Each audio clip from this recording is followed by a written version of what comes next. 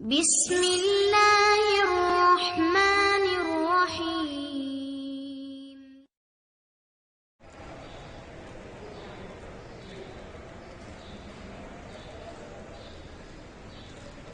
عن ابي هريرة رضي الله تعالى عنه قال قال رسول الله صلى الله تعالى عليه وسلم من قام رمضان ايمانا واحتسابا غفر له ما تقدم من ذنبه.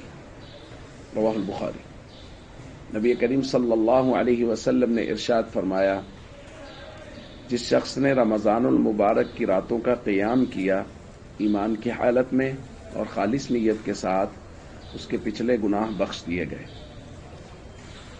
دوستو، رمضان المبارک کی دو اہم عبادتیں ہیں، دن کا صیام اور رات کا قیام، یعنی دن کو روزہ رکھنا اور رات کو قیام کرنا.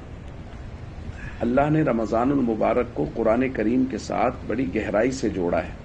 اسی لیے قرآن کریم میں کہا گیا شہر رمضان الذی انزل فیہ القرآن، کہ رمضان کا تعارف ہی یہ ہے کہ یہ وہ مہینہ ہے جس کے اندر قرآن کریم کو اتارا گیا. تو رمضان اور قرآن کریم کا آپس میں بڑا گہرا جوڑ ہے. اسی وجہ سے ترغیب دی گئی ہے کہ اپنی راتوں کو قیام کے ساتھ، یعنی تلاوت قرآن کریم کو نماز میں اس کے ساتھ آباد کیا جائے، راتوں کو روشن کیا جائے اور قرآن کریم کی تلاوت کی جائے. اب جو لوگ تو قرآن کریم پڑھ سکتے ہیں، انہوں نے قرآن کریم پڑھا ہوا ہے، ان کے لیے تو یہ حکم ہے کہ وہ رات کو قرآن کریم کی تلاوت کریں نماز میں. اور جو لوگ قرآن کریم نہیں پڑھ سکتے یا زبانی نہیں پڑھے ہوئے، ان کے لیے یہ ہے کہ وہ قرآن کریم سنیں.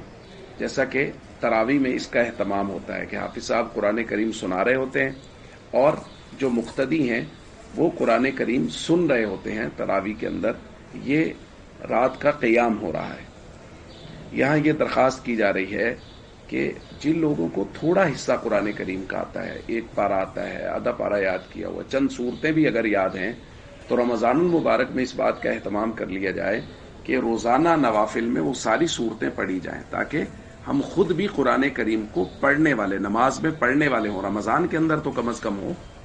تو رمضان میں رات کے وقت پچھلی رات اٹھیں اور اٹھ کے جو قرآن کریم کا حصہ یاد ہے، جن کو زیادہ یاد ہے وہ زیادہ پڑھیں، جن کو کم یاد ہے کم از کم یہ ہے کہ ایک مرتبہ جتنا یاد ہے، آدھا پارہ، پاؤ پارہ، اس کو نماز کے اندر پڑھیں، تاکہ ہم خود قرآن کریم کی تلاوت نماز میں کرنے والے ہوں اور اللہ رب العزت ہمیں قیام اللیل کرنے والوں میں لکھ لیں.